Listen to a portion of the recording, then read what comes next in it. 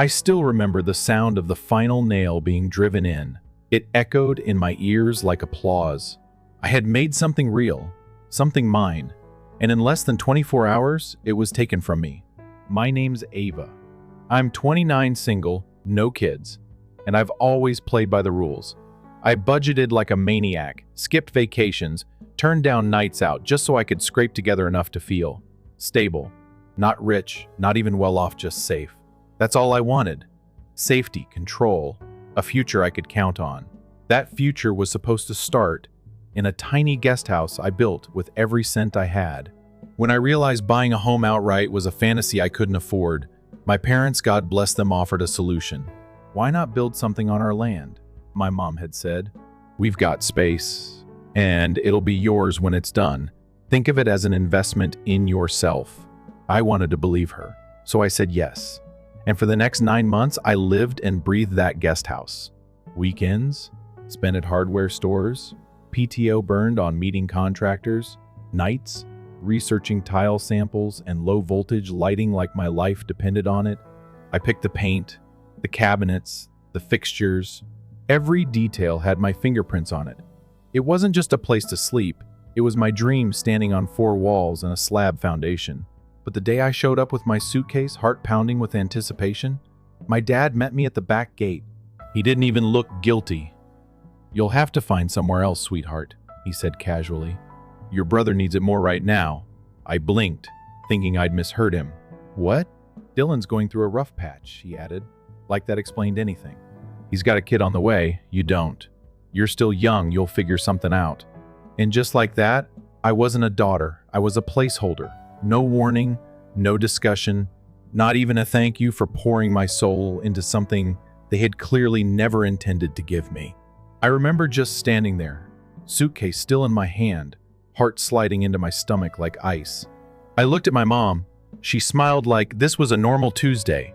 "It's still part of the family, Ava. And family helps family." I could have screamed. I didn't. I just nodded, walked back to my car, didn't say a word. And I think that silence scared them more than yelling ever could. The next week was quiet, eerily quiet. I didn't return their calls, didn't answer their texts. I didn't block them, didn't give them the satisfaction of thinking I was mad. I was just done. Because the truth was, I saw it coming. Not that specific betrayal, but the pattern. The one where Dylan screwed up, and I cleaned it up. The one where my needs were negotiable, and his were emergency level urgent. Still, part of me hoped this time would be different.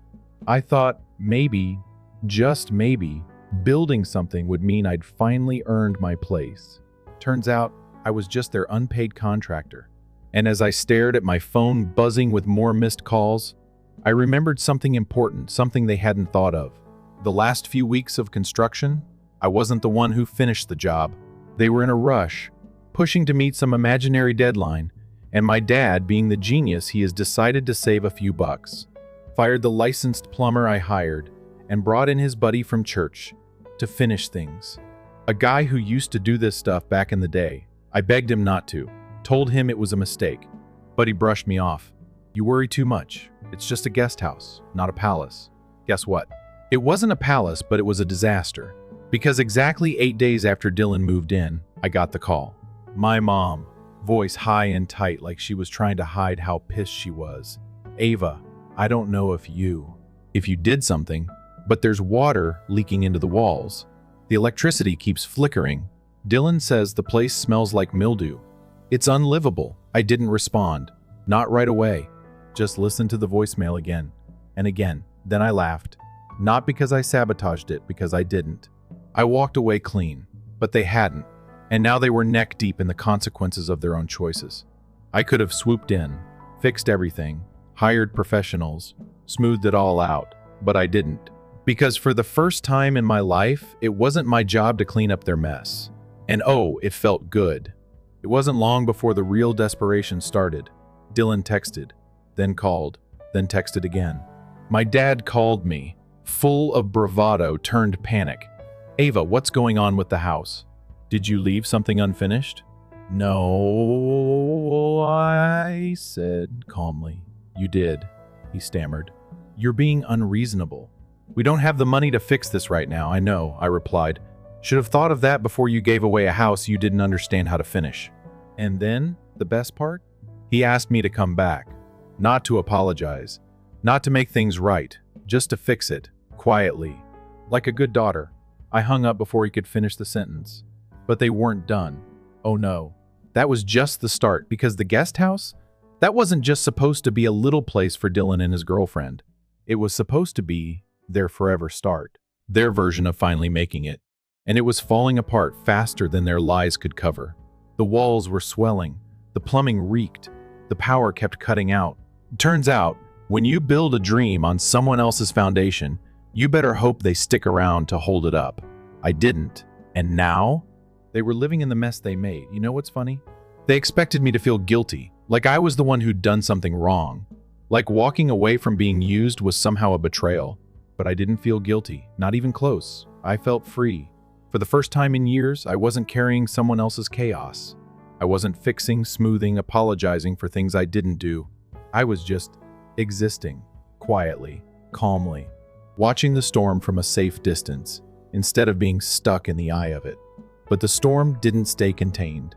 Word started getting out. It was subtle at first, texts from cousins I hadn't talked to in months.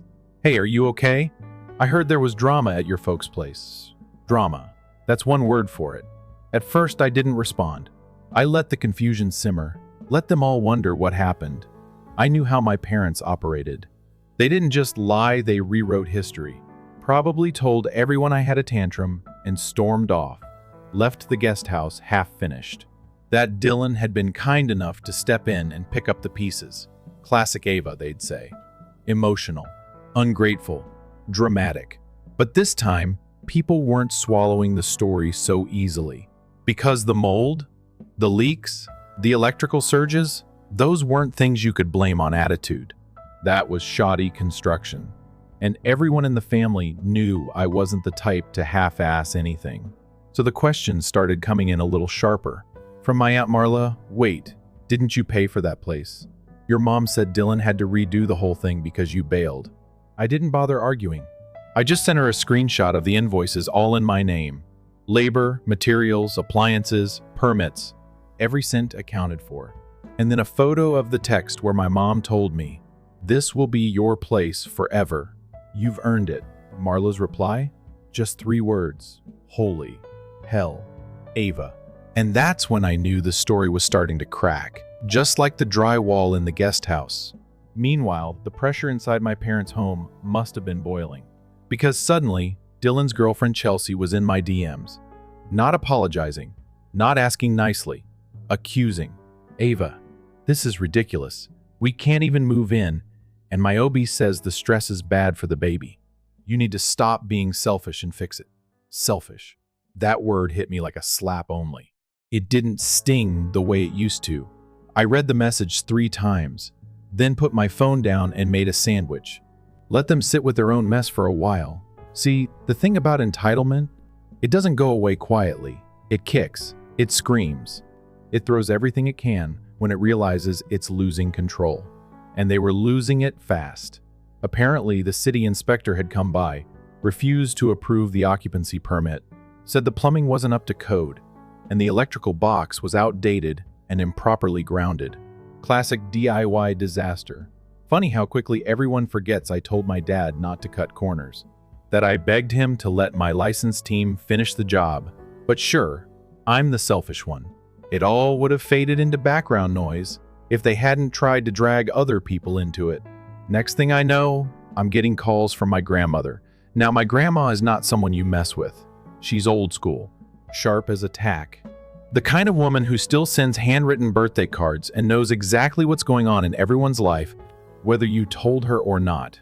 She called me on a Tuesday night. I almost didn't answer, but something told me to pick up. "Ava, honey," she said, "I just had your mom on the phone. Said you walked out and left the family in ruins. That the guest house is falling apart and nobody knows why." Her voice was calm, but I could hear the weight in it. I sighed. Yeah, that's one version. She was quiet for a beat. So what's the truth? I paused. I hadn't told the full story to anyone, not really. But this was my grandma. She'd always seen through the family drama like fog on a windshield. So I told her, start to finish, the planning, the promises, the money. The moment I stood in front of that house with my suitcase, expecting a key and getting a goodbye instead, she didn't interrupt. Not once. Just listened. When I finished, there was a long silence. Then she said, "That's one hell of a betrayal." I exhaled, some of the weight sliding off my chest. "Yeah," I said quietly. "It was." After that call, everything shifted. Because my grandmother didn't just believe me, she asked for proof. And I had it, receipts, photos, emails, text threads. Every inch of that project, from the foundation to the finish, was documented. Not because I thought I'd need it, but because I was proud of what I'd built. I was ready to share it with the world. I just hadn't expected that world to turn on me first. So I sent her the files, every last one. And by the end of the week, the whole family knew. I didn't tell them. I didn't have to. My grandma did. The next family dinner was legendary. I wasn't planning on going, but something in me said show up. So I did. I walked in late, on purpose. Not dramatic, just calm, collected. My mom looked like she'd swallowed her own tongue. Dylan stared at his plate like it was going to rescue him. My dad muttered something about respecting boundaries, which was rich, considering what they'd done to mine. And then my grandmother, bless her blunt soul, leaned forward and said, "So Ava, how much did you say you spent on that guest house again?" The silence, delicious. I smiled, cool and easy. A little over 60 grand. Every dollar from my own savings. Took me 4 years. There was nowhere to run after that. My aunt leaned in. "Wait, I thought Dylan paid for that?" I didn't say a word. Just looked at my parents. Let them try to explain. They didn't. By the end of the night, I didn't need to defend myself. The story had unraveled all on its own. The lies didn't hold up under the weight of evidence. And something incredible happened after that dinner. People started seeing me differently. Not just as the responsible one or the quiet one, but as someone who finally said no, who walked away, who refused to keep playing a rigged game. I didn't gloat, didn't post about it, didn't send a group text like, "Told you so." I just kept living. And they were left with a crumbling house, a pissed-off pregnant couple, and a reputation that was starting to rot, just like the plumbing they cheaped out on. After that dinner, nothing was said, but everything had changed. My parents didn't look at me once as I left, not even a flicker of eye contact. Dylan and Chelsea sat stiffly at the end of the table, plates untouched. The silence wasn't awkward. It was thick, heavy. The kind of quiet that only comes after the truth, cracks open, and spills everywhere. And the best part? I didn't have to raise my voice. I didn't even have to defend myself. The facts did all the work. There was no shouting match, no dramatic meltdown, just a slow unraveling of the lies they'd wrapped themselves in. For the first time, they were the ones being questioned, and not just by me. The next morning, I woke up to a text from my cousin Jordan. "So, guest house drama, huh?" I laughed. It was the first time in weeks. I laughed without bitterness attached to it. "Yeah. Turns out betrayal looks a lot like moldy drywall and blown fuses." Jordan replied with a gif of popcorn and the words, "Let me know when the sequel drops." It was funny. But it also wasn't. Because this wasn't a story, it was my life.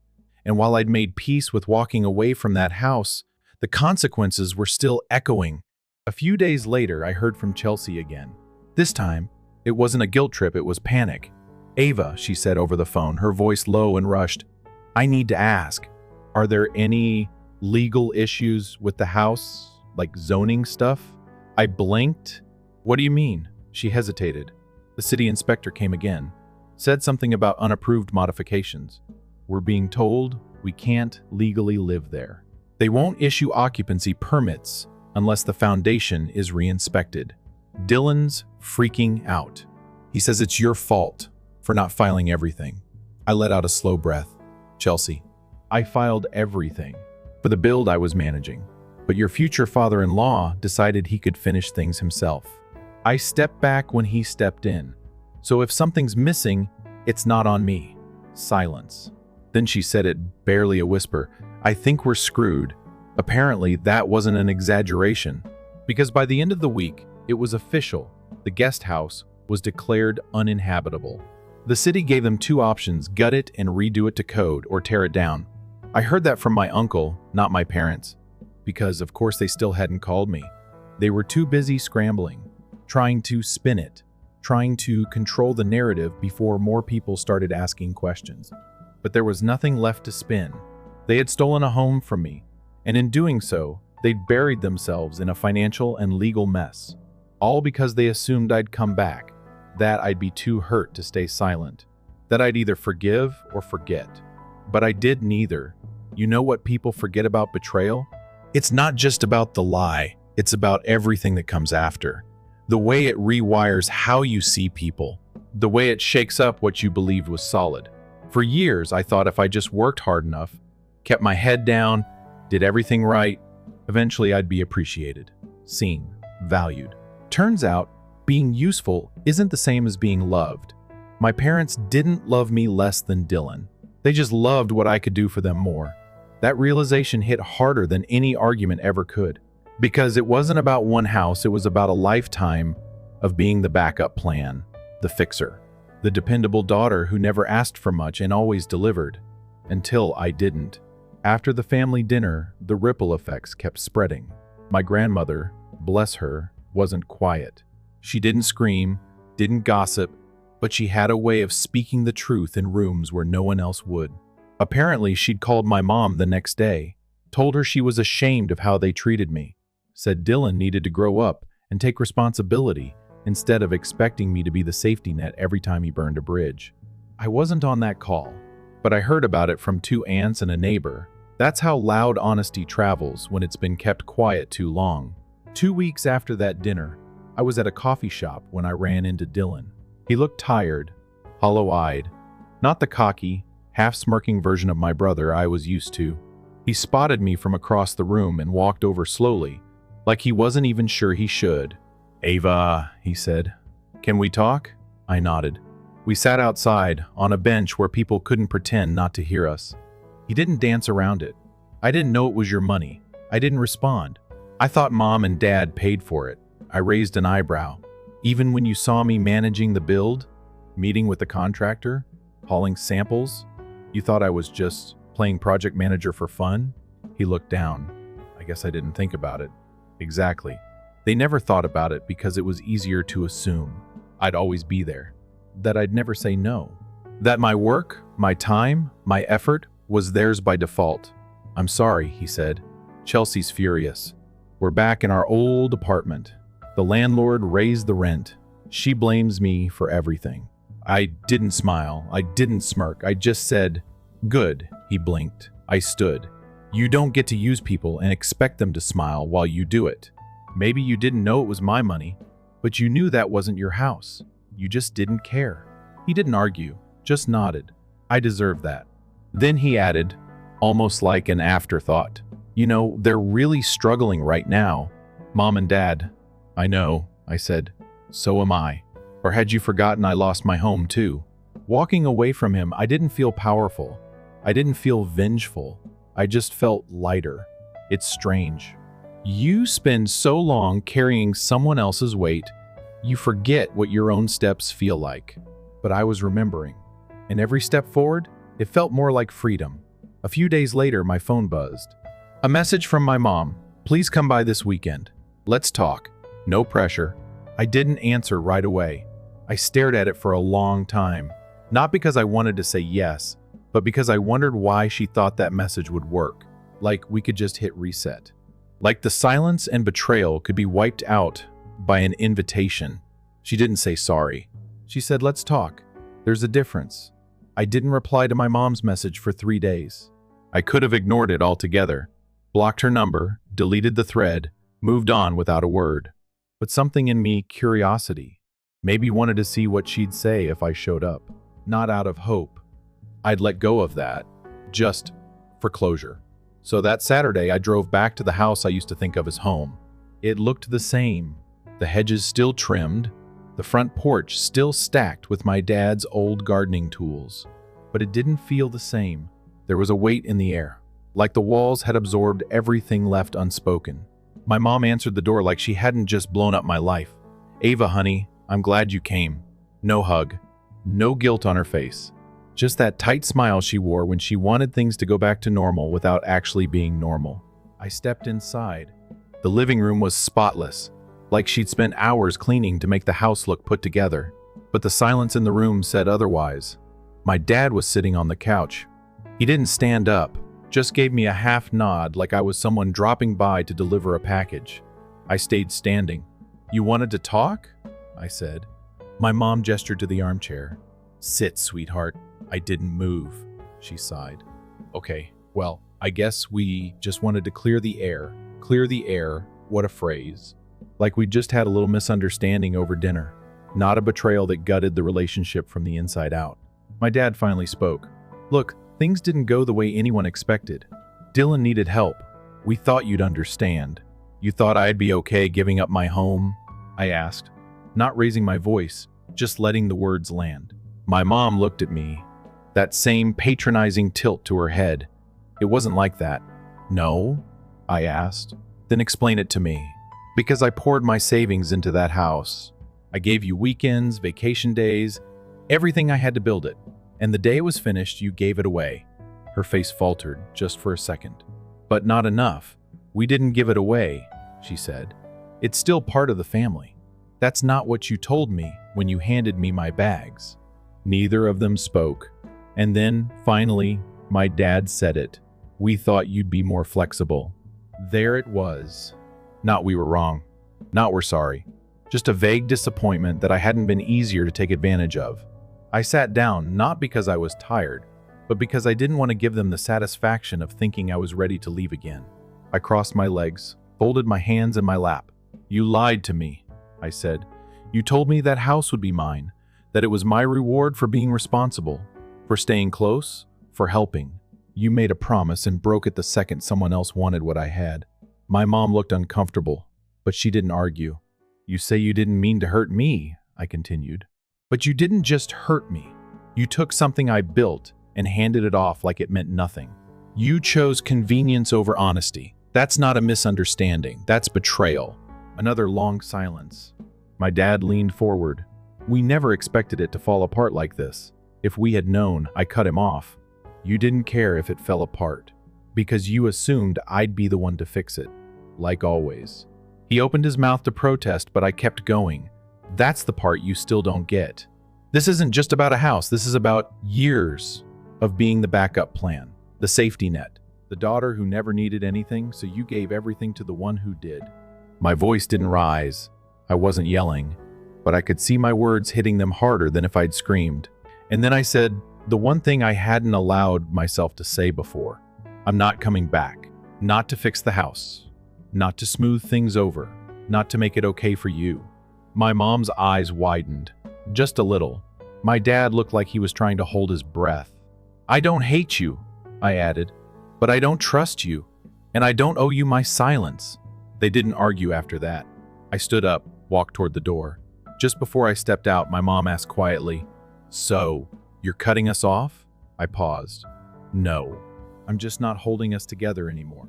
And I left. Driving home, I didn't cry. I thought I might. That some part of me would break open again. But all I felt was calm, because the truth had been spoken. And even if it didn't change them, it changed me. That night, I sat on my tiny apartment floor, sipping tea, looking at my vision board, the one I'd started before all this mess, with cutouts of tiny homes and peaceful gardens, and light pouring in through tall windows. I thought about how far I'd come, not just from that guest house, but from the version of me that would have swallowed her pain to keep the peace. She was gone. And what had taken her place was something solid, something stronger. I pulled out my notebook, the one I'd been using to plan again. Because yes, I was still dreaming, still saving, still building, but this time on my terms. And no one was going to take that from me. Funny how something can be falling apart for so long, and you don't notice until you step away. And when you finally do, you see that maybe it needed to break so something better could grow. There's a strange quiet that follows a storm, not peace. Exactly. More like the absence of chaos. That's what my life felt like in the weeks after that final conversation with my parents. No yelling, no texts flooding my phone, no awkward voicemails pretending nothing had happened. Just space. stillness. And for the first time in a long time, silence that didn't feel threatening. I wasn't waiting for an apology anymore. I had stopped expecting closure. That door had closed, and the air on this side, it was lighter, cleaner. But here's the thing no one tells you. Healing isn't a moment. It's a million small choices. Every single day, I had to decide not to go back, not to call, not to replay the memories like a highlight reel of regrets. Instead, I focused forward. I picked up more hours at work, took on a freelance project, even though I was scared I wouldn't have time. I made time. I had something to build now, not just a place to live, but a life that belonged only to me. Every paycheck, I put a slice into savings. Not out of fear like before, but out of purpose. I wasn't saving to feel safe, I was saving to create. It felt different. I started browsing listings for land outside the city. Just a little space, nothing fancy. I wanted to start over somewhere quiet, somewhere no one could repurpose what I built. I found a small plot 2 hours away. Nothing but overgrown brush and a half-fallen fence. But when I stepped onto that dirt and closed my eyes, I saw it. My future. It wasn't a house yet, just potential. But it was mine. And that mattered more than anything. Meanwhile, the situation with my parents wasn't improving. At least, not for them. I didn't keep tabs, but people loved to talk. Word got around that Dylan and Chelsea had moved back into my parents' basement. The guest house? Still unlivable. Mold remediation alone was going to cost thousands. And apparently, the contractor my dad hired had disappeared, no license, no insurance, no paper trail. Karma doesn't always come loudly. Sometimes, it just quietly rearranges your life until you're stuck living with your own decisions. They were stuck. I wasn't. One Sunday afternoon, I met up with Jordan, my cousin, the only one who hadn't tiptoed around me since everything went down. We grabbed coffees and sat by the lake, letting the sun touch our faces as the wind whispered across the water. I gotta say, he said, tossing a pebble toward the shore, I thought you were gonna blow up at the family dinner, but you just held your ground. I smiled. I didn't need to yell. They already knew. He looked at me. You ever think about forgiving them? I was quiet for a long moment. I don't hate them, I said, but I'm not building bridges just to watch them burn again. If they ever show up with real accountability, maybe. But I'm not waiting for it. He nodded. That's fair. And it was. Because forgiveness without change isn't healing, it's enabling. I wasn't going to pretend the past didn't happen just to make everyone comfortable. Comfort had cost me too much already. Back at home, I cleared out the last box of stuff I'd been too stubborn to unpack. Old journals, some tools, leftover paint swatches from the guest house project. I paused over the samples, cool grays, soft blues, that pale sage green I'd loved for the kitchen walls. I didn't throw them out. Instead, I taped them onto the wall of my new vision board. Because they weren't a symbol of failure, they were proof of my taste, my eye, my ability to create something beautiful. Just because it was taken from me didn't mean it wasn't real. I added new clippings next to them, modern cabins, minimalist furniture, warm lighting, a dog curled up by a window, a backyard fire pit, dreams with roots this time. And at the bottom corner, I wrote 3 words in permanent marker. Start with truth. A few days later, I got a letter. Not an email, not a text. A real physical letter, handwritten, shaky pen strokes, addressed to me from my grandmother. I opened it slowly, half expecting it to be another lecture or plea to make peace. But it wasn't that. Inside was a single paragraph. Ava, I've watched you hold your ground with grace. I've seen you protect yourself when others tried to make you small. I want you to know I'm proud of you. Not just for what you built, but for walking away from those who didn't value it. Whatever you do next, do it for yourself. With love, Grandma the first read it 3 times, then folded it neatly and slid it into my notebook. It wasn't loud, it wasn't dramatic, but it was the one thing I'd needed to hear for a long time, that someone saw me, really saw me. Weeks passed, then months. I started sketching out layouts for the cabin I wanted to build. I watched YouTube videos about off-grid plumbing. I learned how to wire solar panels. I even signed up for a weekend carpentry workshop, just to remind myself that I still had it in me. Because I did. The betrayal didn't break me. It woke me up. It reminded me that the safest home I could build wasn't one that stood in someone else's backyard. It was the one I built with clear boundaries, honest foundations, and no hidden strings attached. I wasn't running anymore. I was laying the first stone, this time in the right direction. Funny how your life can feel so broken one day and so full of possibility the next. It doesn't happen all at once. It's quiet, steady, like spring thawing out the cold edges of winter. And when the ground is finally warm again, you don't rush to plant the same seeds. You choose what you grow with care, because now you know exactly what it costs to build something on shaky ground. And you've learned how to stand tall, even when everything around you has crumbled. There's a moment quiet and almost invisible when healing turns into growth. Not the kind people clap for, not a grand announcement, just a stillness inside you that wasn't there before, a peace that replaces all the places where pain used to echo. That's where I was now. I stood barefoot in the middle of my land, soft grass brushing against my ankles, the wind moving slow and warm around me. No house yet, just outlines in the dirt, wooden stakes in the ground, and a set of blueprints rolled up in my bag. But even without walls, I could already feel it. Home. This time, no one could take it from me. Not my parents, not my brother, not a promise dressed up as love.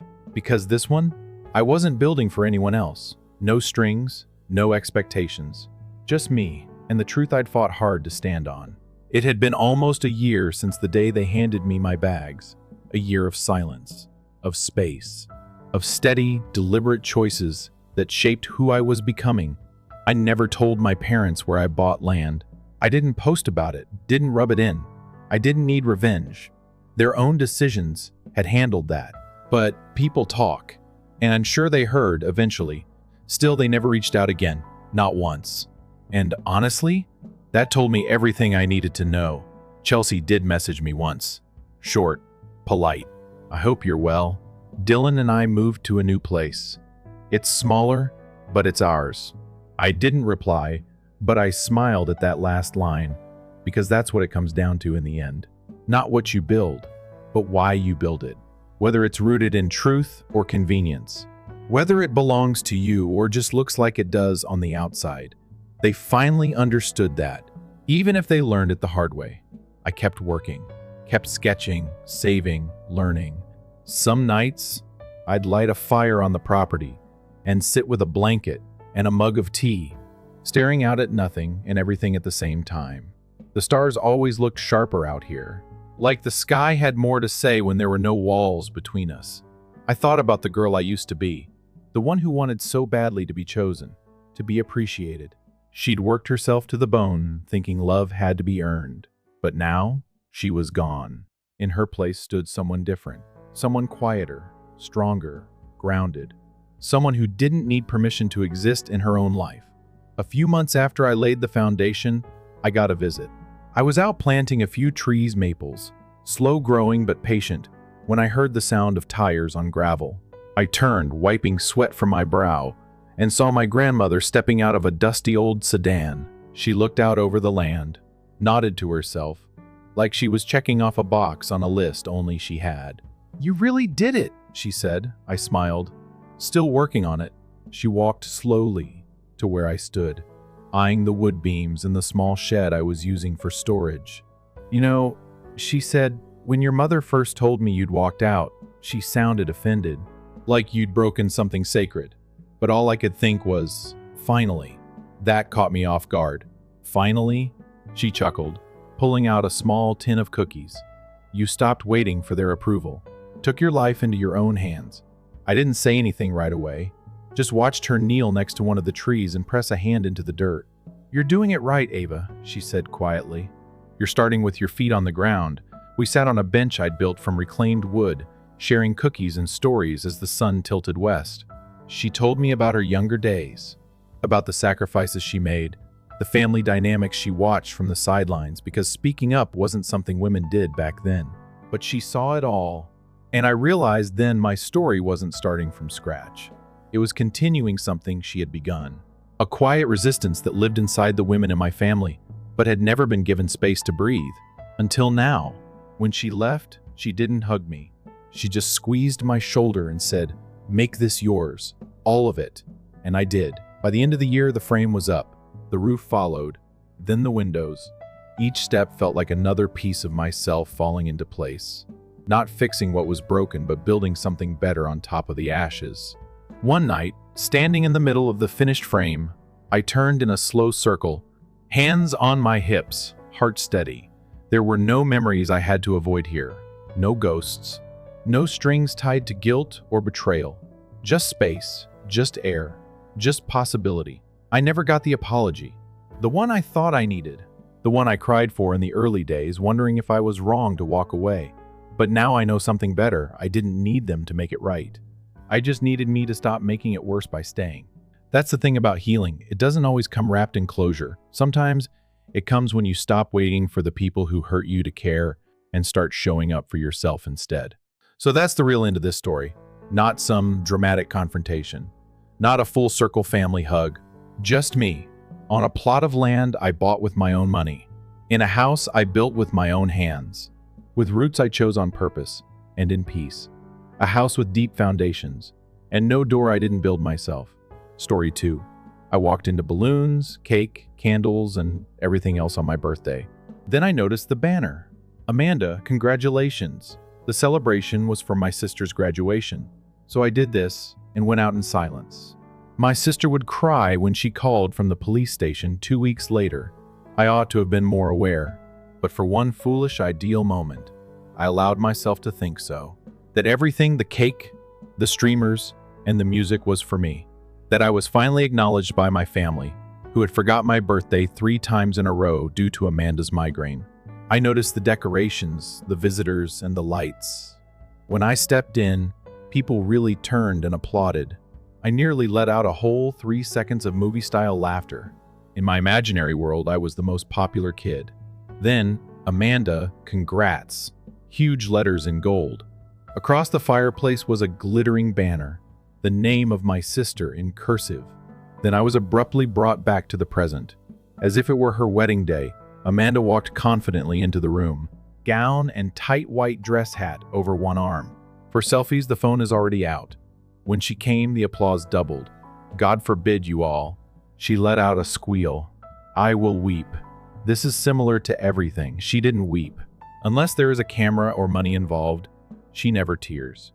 I knew they wouldn't have a gift bag, so I stepped off to the side, still clutching the one I had brought for my dad to give me from them. I was accustomed to it. This was something new to me. I gently asked my mother, who I discovered in the kitchen, whether this had been planned for my birthday. She seemed perplexed, then guilty, then irritated. "We thought we'd celebrate both," she remarked. "In any case, you don't enjoy being the center of attention." Then, as if to provide a hand, my dad spoke out from the couch. "Your favorite cake was ordered. You see, surely we didn't forget. A cake featuring Amanda's face. A hat for graduating. And congrats, Amanda." Inscribed in gold icing, I yelled, "Happy birthday, Oliver!" At last, Amanda turned to see me.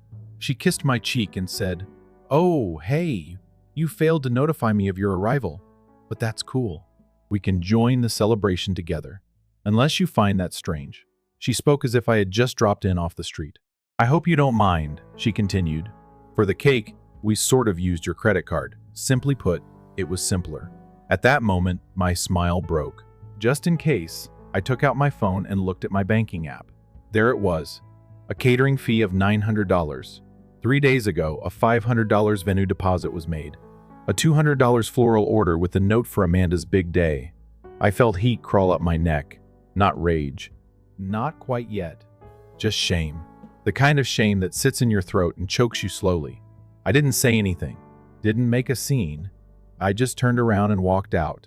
I think someone asked where I was going. Amanda might have said, "You're seriously leaving? Ugh. Are you going to be dramatic about it?"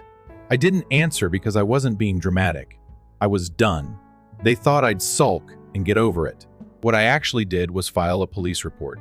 And 2 weeks later, Amanda would be calling me sobbing from the police station. The first time I realized my sister Amanda could get away with murder. She was 6, and I was 8. She'd stolen a 20 from Mom's purse when I found it in her Barbie dream house and told our parents. Amanda burst into tears, pointed at me, and said, "He made me do it." I was grounded for 2 weeks. Amanda got ice cream because she was clearly distressed. That was the beginning, or at least the first time I remember realizing the scoreboard wasn't exactly balanced in our house. Back then, I thought maybe it would even out when we were older, that maybe eventually people would see through her act. They didn't, because Amanda didn't grow out of that phase. She perfected it. And my parents, they clapped every step of the way. Growing up, she had an audience. Her entire personality was a stage performance. Perfect smile, perfect hair, excellent. Tearful apologies followed by zero consequences. If I got a B+ on a test, my parents would say next time, aim higher. If Amanda got a C-, it was. She's doing her best. She's under a lot of pressure. She once borrowed my laptop for a school project and returned it with a cracked screen and 5 missing keys. When I told her she had to pay for the repair, she rolled her eyes and said, "I'm literally a student. You make money. Don't be selfish." She said it like I was being unreasonable for not wanting to sponsor her tech destruction. But Amanda didn't ask. Amanda took, and my parents called it love. When Amanda said she wanted to do a semester abroad in Italy, my parents raided the emergency fund when I needed help covering a car repair to get to work. After a layoff, I was told to budget better. I paid for my own college. Every cent took on 2 jobs and 8 more ramen noodles than I care to remember. Amanda, meanwhile, got a fully funded degree. No student loans and a monthly allowance so she could focus on school. I wasn't bitter.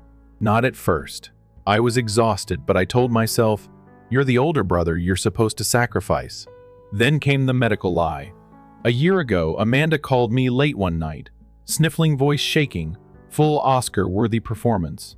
Said she needed $1,800 for a specialist. Told me not to tell Mom and Dad that she was scared and that it was probably nothing, but it could be serious.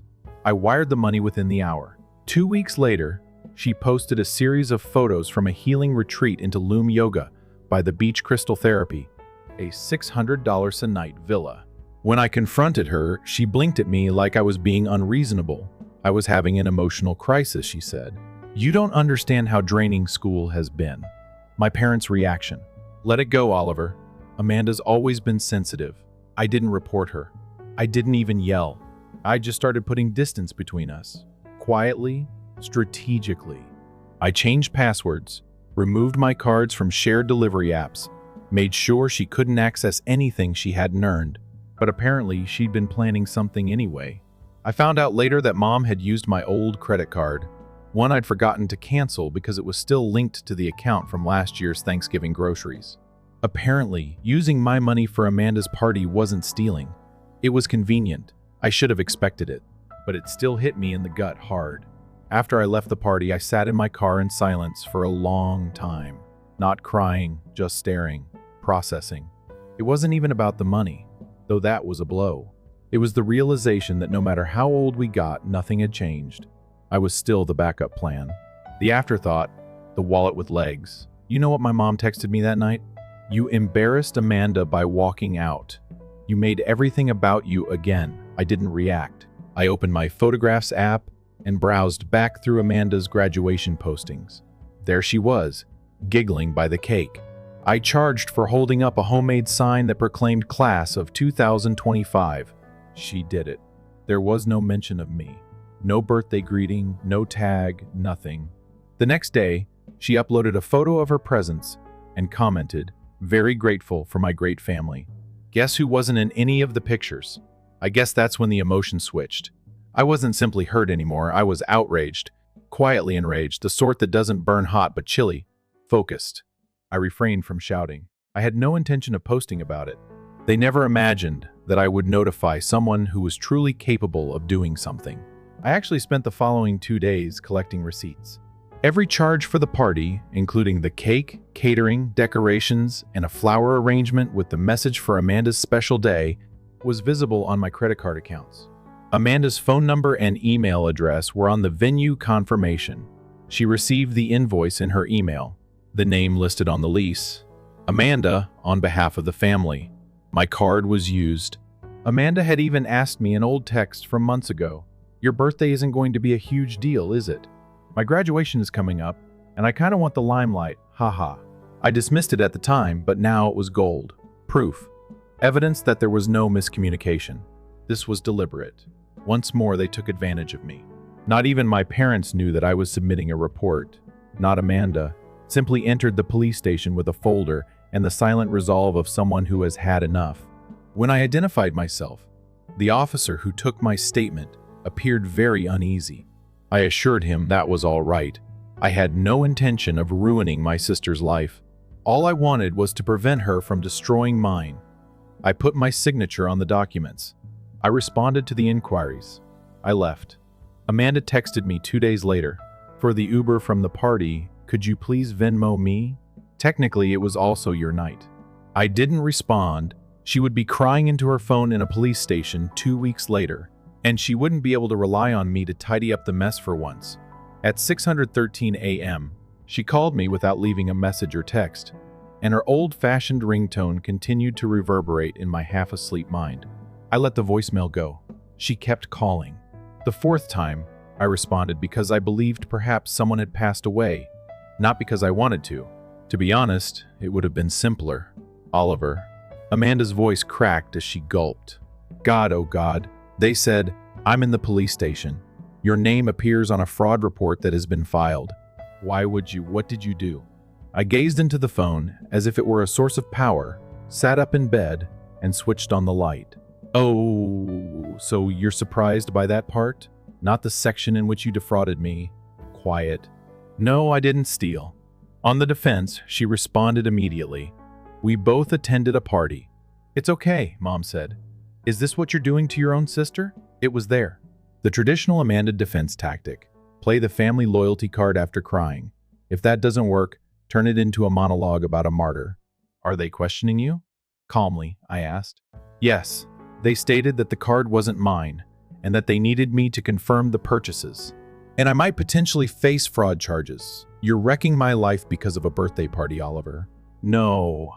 I stated that years of treating me like a walking ATM are destroying your own life. I learned what actually transpired later.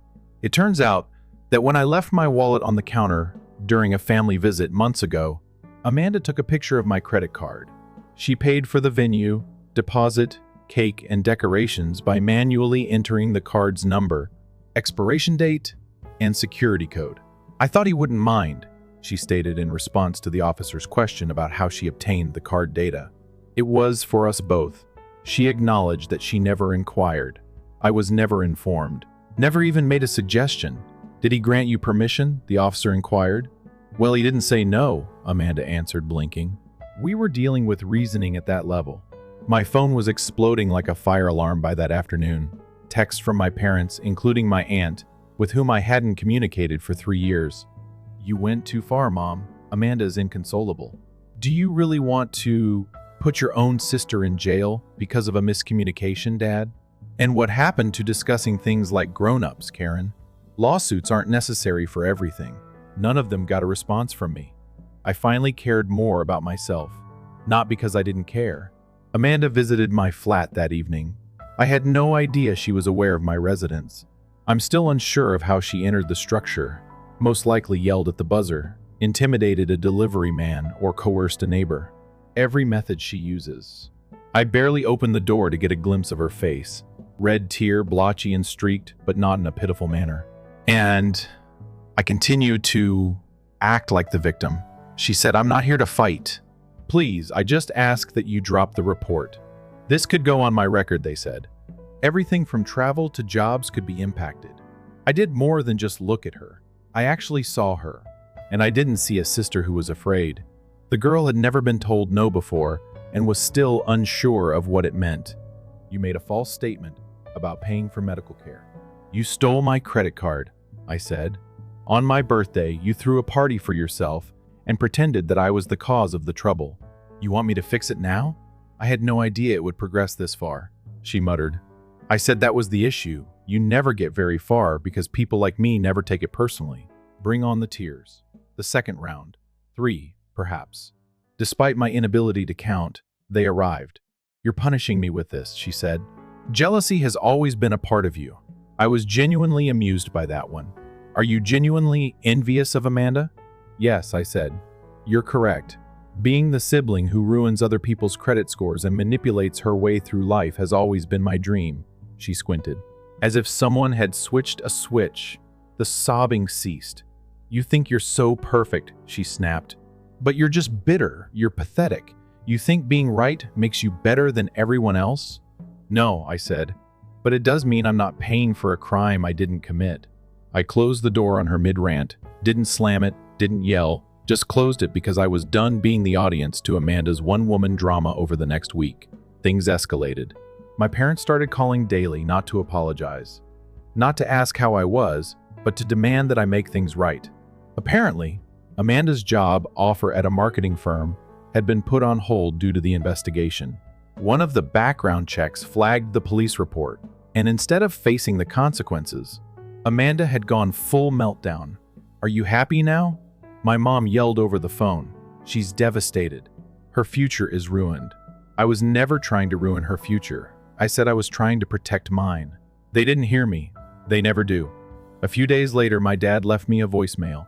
His tone was calm, quiet, almost gentle. "Son, we know you felt underappreciated. And I get it, I really do, but this isn't the way. This is family. And family means sometimes we do things we don't like. That's exactly how it is." I played the message twice. Once to hear what he said, once to hear what he didn't say. He never once recognized Amanda's actions. Never apologized. Just gently persuaded me to let it go, to bend again, to preserve the peace. And for the first time in my life, I understood something. Remaining the peace was merely code for remaining silent while they took advantage of you. A week after that, I got a message from Amanda. No emojis, no loss of passive aggression. Just a single line: "You prevail. I hope you feel proud of who you are." In all honesty, I wasn't proud. I wasn't boasting. I was not even joyful. I had just finished. I'm over my guilt. I didn't own that. I've finished paying for errors I didn't make. As they praised Amanda for breathing, they finished portraying the quiet, trustworthy brother. They had forced me out of every event, every limelight, and every setting where I ought to have been important. They were now taken aback. At last I had entered my own. "You're the winner" by the time Amanda texted me one last time. "I hope you feel proud of who you are." I believed that the climax had arrived. I believed that the worst was gone, and that the drama had reached its climax. That perhaps they would finally stop bothering me. I was mistaken, since it seems like Amanda being trapped is the only thing that is more hazardous than her sobbing. Amanda is cornered and has backup. My mother arrived at my workplace 3 days after I texted her. She didn't even make a call beforehand. She requested to talk with me immediately after entering the lobby, as if she owned the space. She gave me a stern look as I came down, as if I had directly compromised the family line. "I'm a better parent than this." "No," she answered. "Hi there?" "No. How are you? Let's go right to the guilt." I signaled that we go outdoors. Her heels clacking on the pavement like judgment. She followed them. She said, "You've embarrassed your sister. She may not be hired today. Are you aware of what this means? It may wreck her entire career." I said, "Yes. In most cases, that is the outcome of deception." She flushed. "Out of anger, not embarrassment. You're acting spitefully." "More than one party. Oliver, you were raised by us. We covered the cost of your meals, sports, and school attire." "Yes," I said. "In exchange, I paid for your utilities for 2 years and made a down payment on your home. Of course, let's discuss it. You once got me trainers when I was in 5th grade. In fact, she dared to imply that was up to you. You were never requested to assist us." "No." They didn't inquire. They simply anticipated. When Amanda used up all of her allowance, she looked to me to fill the void.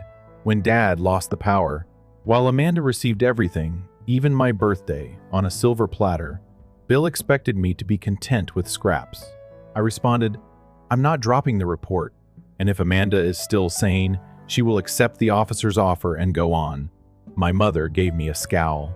"Amanda isn't being punished alone. This family is being punished by you." I gave a shrug. Then, perhaps, this family ought to have ceased treating me like a checkbook stranger.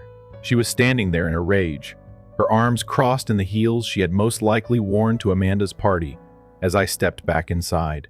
2 days later, there was another escalation. Amanda shared a lengthy, ambiguous reflection on social media on familial betrayal and how some individuals would stab you in the back simply to feel superior.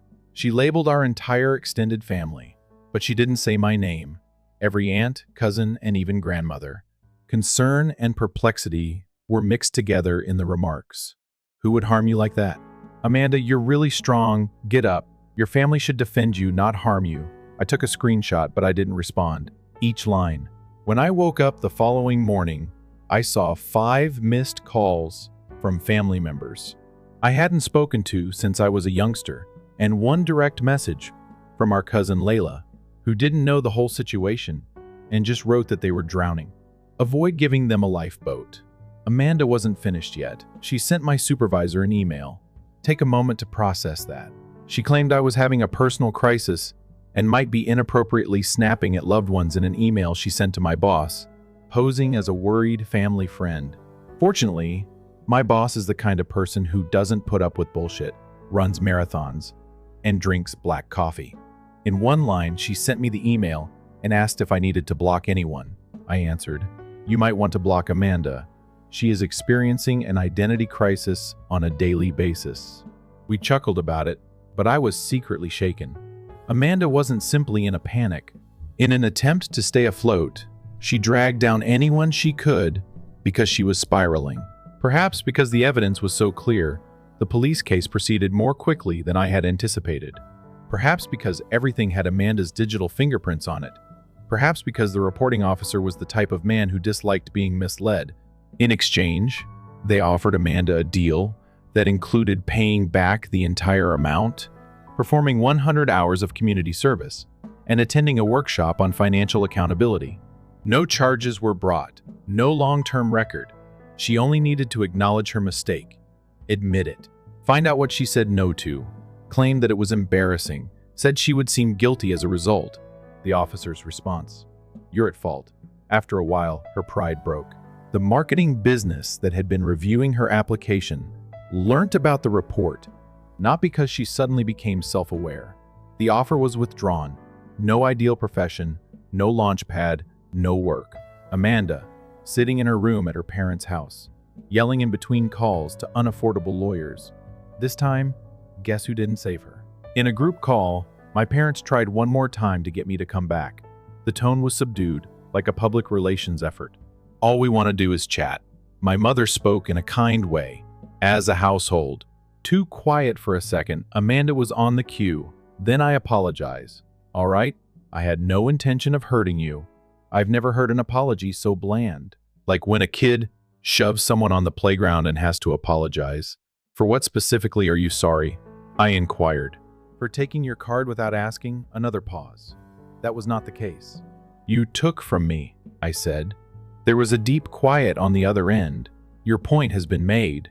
At last, my father stated in a chilly tone, "Are you going to disown us now? That's what it is?" "No," I said. "I'm done acting like any of this is typical." I hung up after that. No drama, no shouting. Simply be silent. Final clarification. After completing the class, Amanda began working part-time at a pet supply store 3 months later. Although I had relocated out of state and received a promotion, our parents had yet to speak to me directly. A new flat. A few friends who didn't know me as Amanda's brother, but just as me. I received a message one evening. "Amanda saw that you had moved once again. I hope everything is going well. Someone to chat to would be really helpful." I looked at it for a long time. A cup of tea was then produced. My phone was switched off, and I sat on my balcony, watching the city lights flash like little, quiet explosions. Cleaning up her mess wasn't my life's purpose for once, and I at last felt liberated in that quiet. I still feel conflicted about it occasionally, not remorse. That's right. Only that tiny voice in your mind says, "What would happen if you simply let it go again?" The years of stillness, however, come back to me. The birthdays that weren't mine, the money that was taken. I also know that I made the correct decision. Still, what are your thoughts? Was I too severe? Or was it time for her to be held responsible at last? Tell me in the comments below. I really want to know what people think of it. And it's not yours if you like the plot or simply like seeing family drama play out. Press the subscribe button. Story 3. I believed that my brother and I were collaborating on a business venture after learning that he had launched it without my consent. I informed investors that I had backed out. The remarks were like a kick to the gut. I gazed at my phone as the message from William, one of the important investors we had been collaborating with, lit up the screen. I'm eager for today's launch. I wanted to congratulate you, even though Rob informed me that you had chosen to take a back seat. This is enormous. My throat tightened each breath. Take a step back. I never took a step back. That meeting was intended to include me. When we debuted, I was meant to be there. However, Rob had managed to go forward without my presence. As I struggled with my laptop, my hands shaking, I accessed our firm's website and saw the brand I had created and the company I had spent years creating. While Rob dealt with the investors, I worked late into the night on the pitch deck. Everything is alive. What's the worst? There was no sign of my name. In a matter of seconds, I retrieved my keys and left. It was close to Rob's office. I'd been there 100 times. Our office, like I had imagined, the location where we had spent months working, getting ready for this. I ignored the startled welcome from the receptionist and raced through the doors. I continued to walk till one suddenly entered the conference room and saw him. In front of a group of investors, Rob is grinning, joking, and chatting as if he had started the business from the beginning. As if I hadn't witnessed every single second, he spotted me right away. For a brief moment, his smile wavered. Then he got better. His arms were stretched wide as he spoke. She's there, my sister. This is Natalie, everyone. The entire room turned to face me. I hardly noticed the investors' courteous nods. My brother Rob was the one I had trusted the most, and my vision was narrowing in on him while my heart pounded in my chest. With my voice dangerously steady, I stepped forward. What on earth is this? Rob was so bold as to chuckle and wave it away. Let's go discuss outside, Nat. No. My voice pierced the space. We are now speaking in front of everybody. A few investors traded. It looks nice. Give them a look. Show them the reality. The investor who had unwittingly given me the tip, William, cleared his throat. Is anything wrong? I looked over at him. Yes, there is, William, because I remained with this firm. I glared at Robert. That was untrue. There were murmurs in the room. I stepped forward again, clenching my hands. This took me years to create. It was me who thought up the idea. Half of these encounters were secured by myself. You're standing here now, pretending that you achieved this by yourself. Rob's face grew serious. No, let's avoid creating a scene. I gave a harsh chuckle. You're scared about making a disturbance after stealing my company. The tension grew in the room. William looked between us as he reclined in his chair. Rob, what is she discussing? Rob detested having to stand on the place. I could tell by the way his jaw clenched and his fingers quirked at his sides. Then he got better. He put on a nonchalant grin and faced the investors once more. Listen, it was only a misunderstanding. My sister and I. He gave me a glance. She concluded that this wasn't the perfect fit for her after we had some disagreements over direction. I tightened my jaw.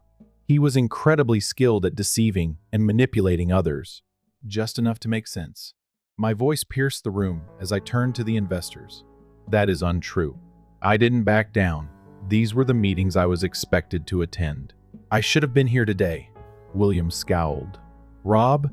She claims to have remained involved. Rob sighed, feigned frustration.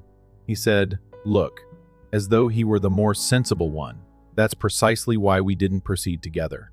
Despite her passion, Natalie is emotional about this. I had some difficult business choices to make. It made my blood boil. You mean that in order to claim all the credit, you had to ignore me? Spreading his hands, he pretended to be innocent. I made the right choice for the business. Nat, you weren't prepared for this. That was the last straw. I inhaled deeply and slowly before scanning the room. William. The first spoke in a strong, clear voice. You are aware of the amount of effort I put into this venture, do you not? He gave a cautious nod. Yes. Our first meetings were arranged by you. I looked for another investor. You didn't, either. The proposal we offered you was written by me, One more nod. I watched slowly.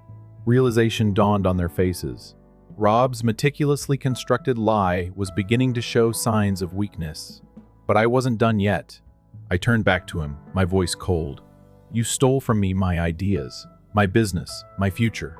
And if you think I'm just going to walk away quietly, I took a step closer, looking him dead in the eye. Then you really don't know me at all. Silence for the first time. Rob didn't have a comeback as he could lie all he wanted. Now, however, people were watching and I wasn't going anywhere.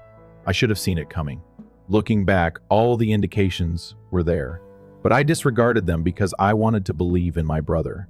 I wanted to think that for once we were equals. That this wasn't simply another one of those moments when Rob stole something from me, thought it was his by default, and left me scurrying to pick up the pieces.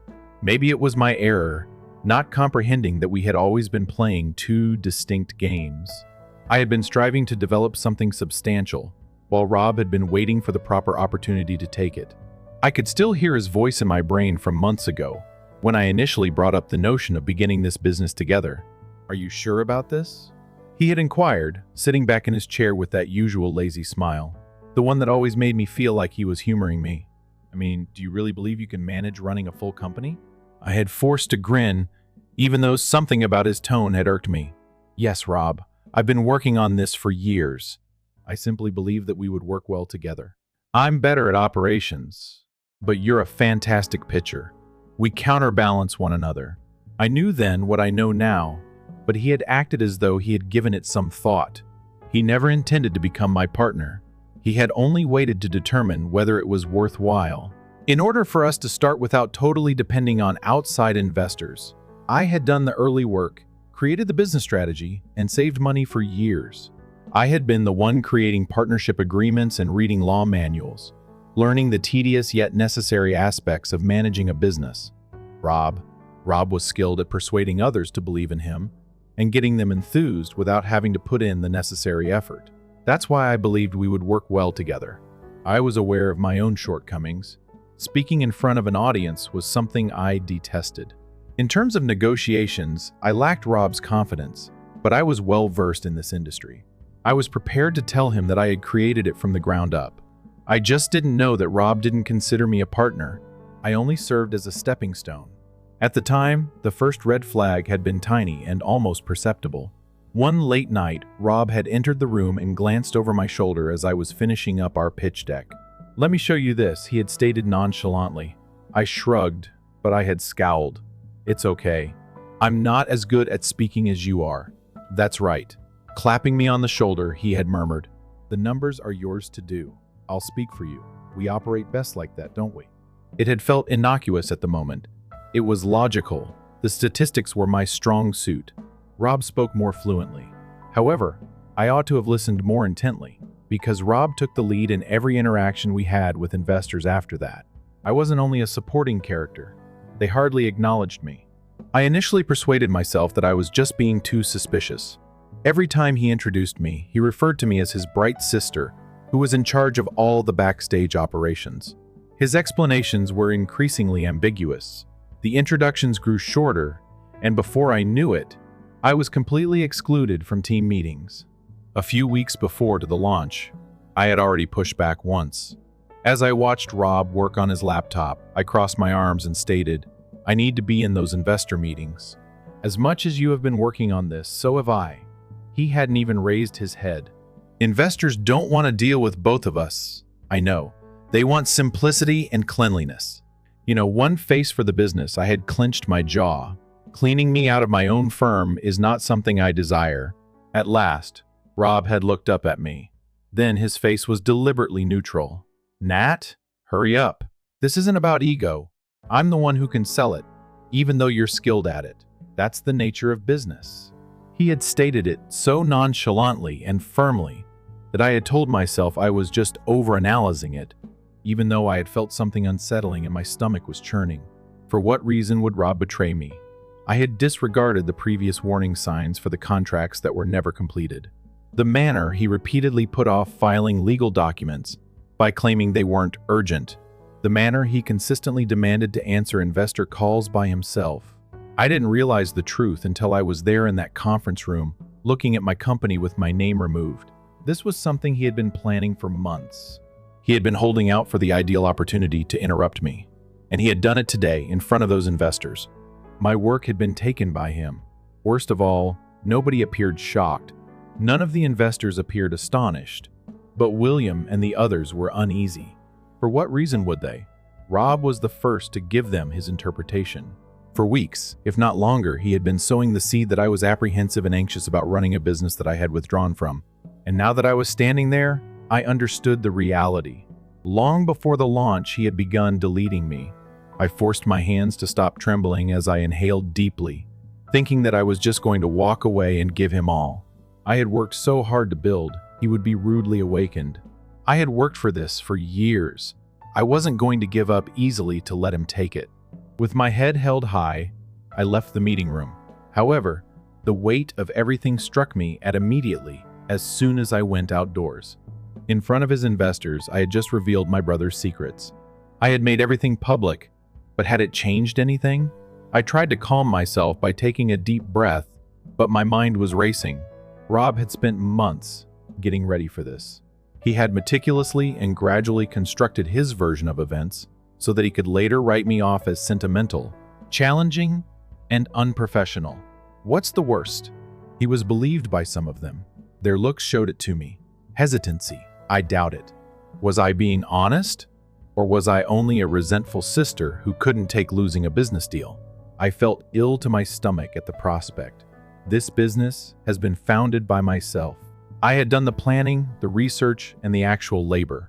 I now had to battle to establish that I even belonged there, because Rob was the first to reach the investors. I refused to allow it to occur. I pulled out my phone and began dialing. To William was the first. He was the only investor in whom I had any degree of confidence. Even though he was unaware of it, he had been the one to alert me in the first place. It took him 2 rings before he picked up. Natalie.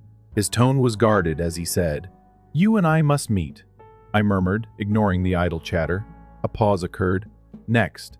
"I'm not sure if that's a smart idea. It's already a disaster." I tightened my jaw. "The truth must then be told to you, the actual truth. Because you are supporting a scam if you support Rob." A sigh followed by another silence. "Okay. You have 10 minutes, please." I only needed it. An hour later, I ran into him in a coffee shop. I wasn't come to beg, but he seemed just as uneasy as I did. To correct the record, I was present. I launched my laptop and accessed all of my files. Minutes of meetings, notes, and early versions of our pitch deck. I've edited them all, emails I had started with investors. I showed him the tale, but I didn't just tell him it. And I noticed a glimmer of uncertainty on his face for the first time since this whole nightmare began. Have faith in Rob, not in me. This person doesn't appear to have taken a step back. As he scrolled through my never-ending employment history, he acknowledged. For that reason, I didn't. I spoke aggressively. Rob took it all and acted as like I didn't exist. William put a hand over his chin and sat back in his chair. "Natalie, I won't lie to you. It's a mess. Mess is disliked by investors, I am aware. Rob is also a strong advocate. I am also aware of that." He paused, then gave me a close look. "Natalie, what do you want?" I inhaled deeply. "I want my name returned. I want my business to return." After examining me for a while, William nodded. "Let me see what I can accomplish." It was something, but not a promise. And I was certain of one thing at that very time. This was not something Rob could get away with. Not now. The days that followed were chaotic. I began contacting all of our early backers as well as investors and business associates. I didn't speak poorly of Rob. I didn't take offense. I simply revealed the truth to them. The flaws in his story began to emerge gradually. Then an unforeseen event occurred. I was contacted by a reporter. They had learnt about it, most likely from an investor who didn't want to be involved in a controversy and desired my perspective. I was hesitant the first time. I didn't want this to become a public altercation. Then I pictured Rob, grinning like he had won, standing in that conference room, and I came to see that I was no longer only battling for myself. I was standing up for everyone who had ever been excluded from their own achievement. I thus consented to the interview. 2 days later, the piece was published. siblings who become competitors or partners in business. The backstory of a startup conflict. Not only was it not biased against Rob, but it was also not biased against me. It explained how Rob and I had founded the business together, how I had been actively involved from the start, how he had purposefully kept me out of meetings and started the business under his name alone, and most importantly, how the legal aspect of things wasn't as safe as Rob had claimed. Uncertainty was the one thing that investors detested more than negative headlines, so that portion really got to him. Suddenly, Rob's business didn't seem as stable as he had said. What came next caught me off guard. For the first time since I had faced Rob in the conference room, he phoned me. In fact, he phoned me when he picked up the phone. I took a moment to look at the screen before responding. "Nat," he whispered in a strained voice. "We must speak." I remained silent. I allowed him to fill the void. He remarked, "This is getting out of control. Investors are in a panic. We must reach a consensus." I breathed out slowly, reclining in my seat. "A contract." He spoke quickly and eagerly, as if he were trying to convince me of something, and continued, "You can still be a part of this. This is something we can resolve. All you have to do is stop." I genuinely laughed. "Give up. What did I say to stop?" Rob, speaking the truth. He gave a quick breath. "It's not only about the truth, you know. Perception is key. This is becoming worse for us both because of you." I gave a head shake. "No, Rob, your theft of my firm just made things worse." "Quiet." Then he whispered at last, "I ought to have acted differently." There was no apology. It was the closest thing I would ever get from him, but not really. And nothing changed as a result. I wasn't going to ignore this. Rob had committed one deadly error. He thought I would say nothing. He thought I was going to give him the victory. Now, however, the truth was now on my side, and I intended to ensure that it was seen by everybody. Rob had misjudged me. He believed he could use this appeal to his advantage. I was persuaded by his return to power that opposing him would simply exacerbate the situation. But everything was already seized by him. What was left for me to lose? The issue was that I had established this company with the long term in mind, carefully constructing the foundation, brick by brick. Rob was anxious for attention and had hurried to launch, eager to establish his worth before he was prepared. Now that the truth was out, the whole structure was about to fall apart, and fractures were appearing quickly. I refused to allow him to drag me down with him. One of the big investors sent me an email the morning after his call. Others were beginning to question Rob's account of events, and William had been pulling strings behind the scenes. The message was apparent, despite the email's briefness and professionalism. We must speak. I didn't think twice. An hour later, my heart was racing as I got to the investor's office. I had no idea what to anticipate. I might have been brought in to help resolve the situation. Alternatively, they may have been attempting to persuade me to give in. However, Rob was sitting there with his arms crossed, appearing as though he had just been beaten up. As I stepped in, it offered me hope. Daniel, the principal investor, motioned for me to take a seat. He wasted no time. "We have reviewed your paperwork, Natalie." His fingers tapped the desk as he spoke. "You obviously had a big part in the founding of this business. I didn't unwind, not quite yet." According to Rob, there was a misunderstanding. Daniel looked at him and went on to say that you two disagreed over the company's direction, and he took the initiative when you chose to back off. Rob took advantage of the moment and nodded rapidly. "That's precisely it. I ought to have handled it more skillfully. I ought to have spoken up more. I wasn't attempting to exclude Natalie, though." I held a scarf back. He was still attempting to steer the narrative. Still attempting to pretend that this was not blatant stealing, but rather some regrettable misunderstanding. I looked Daniel in the eye. "That is untrue." Rob tensed. "Nat, hurry up." I looked to the investors. Let's be clear, without me, Rob didn't just go ahead. He made sure I was excluded from important decisions, deliberately altered contracts, and deleted my name from paperwork.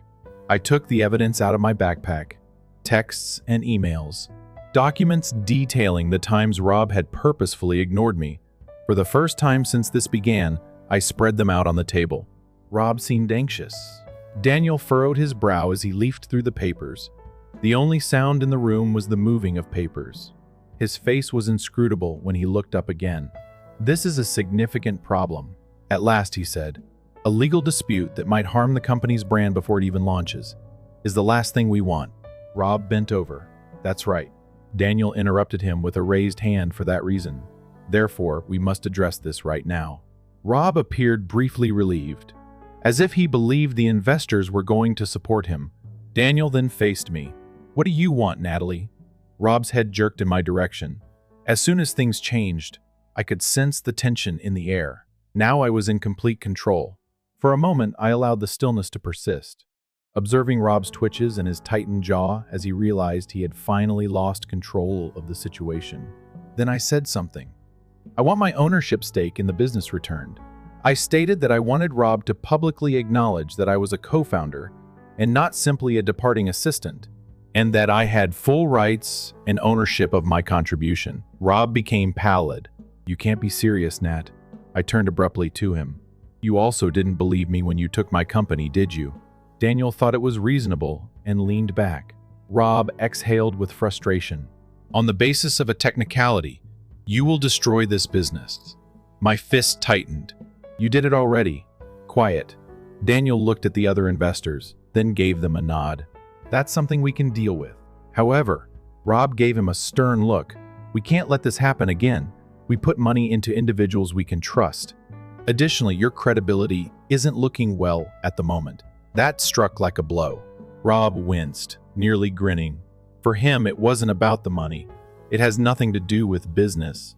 It has to do with his reputation. His reputation was crumbling now. There was nothing more valuable than that. Shortly after that, the conference came to an end, and Rob followed me into the corridor, his expression tense, with hardly disguised annoyance. This couldn't be ignored, could it? He gave a hiss. I tilted my head gently in his direction. If I had done something to you, would you have forgiven me? We both knew the truth, so he didn't respond. I exhaled deeply while gazing at him. I had been protecting this brother for years. Even though I shouldn't have, I trusted the brother. However, this time, I wasn't going to let him change the conclusion this time. You ought to be thankful. Finally, I said, I would have ruined you if I had truly wanted to. For the first time, Rob swallowed hard. There was no comeback for him. Feeling lighter than I have in months, I turned and left. I was taking back not just my company, but also myself.